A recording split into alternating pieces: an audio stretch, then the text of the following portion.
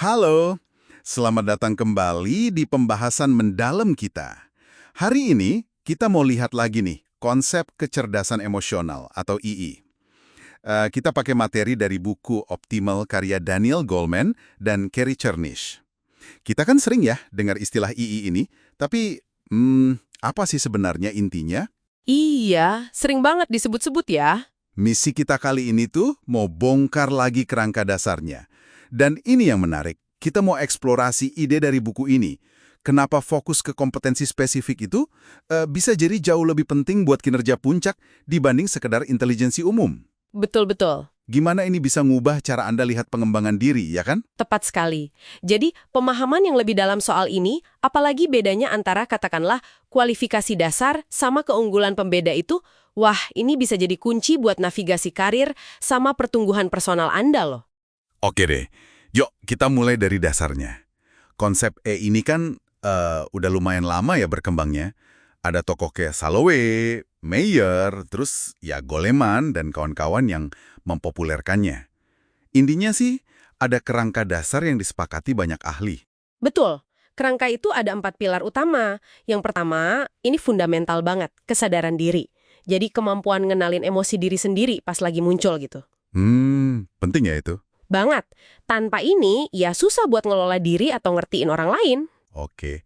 Nah, dari situ, pilar kedua apa? Manajemen diri ya? Iya, benar. Kalau udah sadar nih apa yang dirasain, pertanyaannya, bisa ngelola nggak?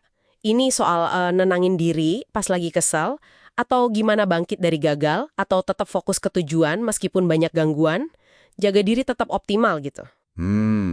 Oke. Berarti dua pilar pertama fokus ke dalam diri ya? Betul. Nah, dua berikutnya ini bawa kita keluar. Yang ketiga itu empati, atau kesadaran sosial lah. Empati ini sering disalahartikan ya, kayak sekedar kasihan gitu. Nah, itu dia. Ini lebih dalam dari sekadar kasihan. Ini kemampuan buat benar-benar merasakan perspektif orang lain, paham perasaan mereka, dan nunjukin kepedulian yang tulus. Penting banget buat bangun hubungan. Dan yang terakhir, pilar keempat, manajemen hubungan. Iya, disinilah ketiga pilar tadi tuh. Kesadaran diri, manajemen diri, sama empati. Kerja bareng.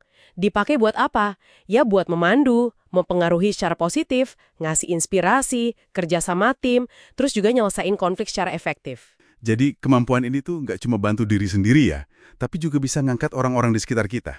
Keren sih. Nah, nyambung nih ke gagasan kunci yang tadi kita singgung. Ada ide yang cukup kuat dari David McClellan, mentornya Goleman. McClellan bilang gini, kalau mau prediksi siapa yang bakal sukses luar biasa gitu ya di suatu pekerjaan, jangan cuma lihat IQ atau gelarnya aja. Oh iya. Terus lihat apa dong? Fokus ke kompetensi, kemampuan spesifik yang emang udah terbukti menghasilkan kinerja unggul. Kompetensi ya. Gimana cara kita tahu kompetensi mana yang penting? Kan banyak banget tuh kemampuan. Caranya itu pakai studi kontras. Jadi bandingin aja orang-orang yang kinerjanya bintang di peran itu sama yang kinerjanya rata-rata. Terus lihat, kemampuan apa sih yang si bintang punya, tapi si rata-rata ini nggak punya atau kurang. Nah, itulah yang disebut kompetensi pembeda. Oke. Kompetensi pembeda. Jadi beda ya sama, apa tadi? Kompetensi ambang batas. Persis, beda banget sama kompetensi ambang batas. Itu kayak syarat minimal gitu ya. Misalnya, IPK sekian atau bisa program A, B, C buat bisa diterima kerja. Betul sekali, itu kualifikasi dasar, ibaratnya tiket masuk lah. Begitu Anda udah lolos seleksi, biasanya kan orang-orang di level yang sama punya IQ atau keahlian dasar yang mirip-mirip ya kan? Iya juga sih. Nah, makanya faktor-faktor itu jadi kurang relevan lagi buat membedakan siapa yang bakal melejit. Ini yang kadang disebut floor effect, semua udah di lantai yang sama. Kemampuan kognitif dasar itu penting, tapi seringkali bukan itu penentunya. Wah, nah disinilah AI masuk lagi dengan kuat ya. Tepat. Ternyata, banyak banget dari kompetensi pembeda tadi, kemampuan kayak mempengaruhi orang lain, bangun jejaring, kerja sama tim, adaptasi, kepemimpinan yang inspiratif, kesadaran diri yang akurat, itu akarnya kuat di kecerdasan emosional. Jadi ini kayak pelengkap ya, bukan pengganti kemampuan kognitif. Betul, ini melengkapi. Mereka jadi pembeda kritis, apalagi di peran-peran yang butuh interaksi sosial tinggi dan kemampuan ngelola diri yang kuat. Coba bayangin aja dua manajer, pengetahuannya sama persis. Oke. Yang satu bisa bawa timnya semangat, melewati krisis karena dia bisa ngelola emosi tim dan dirinya sendiri, punya empati tinggi, yang satu lagi panik atau malah bikin suasana tambah runyam. Nah, kelihatan kan bedanya? Itu kompetensi pembeda berbasis AI lagi beraksi. Jadi jelas banget ya perannya. Terus, apa artinya ini buat kita semua? Buat Anda yang dengerin? Artinya, kalau kita paham bedanya kompetensi dasar sama kompetensi pembeda dan tahu peran vital AI di dalamnya, ini bisa ngasih arah baru buat pengembangan diri. Jadi nggak cuma fokus ngasah hard skill aja ya? Iya, tapi juga secara sadar, secara sengaja ngasah soft skill yang berbasis AI, karena ya itu tadi, terbukti jadi pembeda kinerja puncak. Oke, sip. Jadi kesimpulan utama pembahasan kita kali ini, AI itu punya 4 pilar inti tadi ya.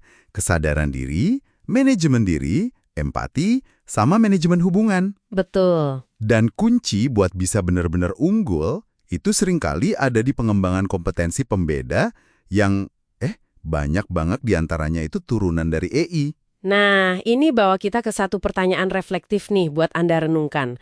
Kalau fokusnya memang ke kompetensi yang membedakan, gimana caranya Anda bisa secara lebih sengaja, lebih sistematis gitu, mengidentifikasi dan mulai mengembangkan kompetensi pembeda Anda sendiri, di luar apa yang mungkin formal dievaluasi di kantor atau sekolah Anda?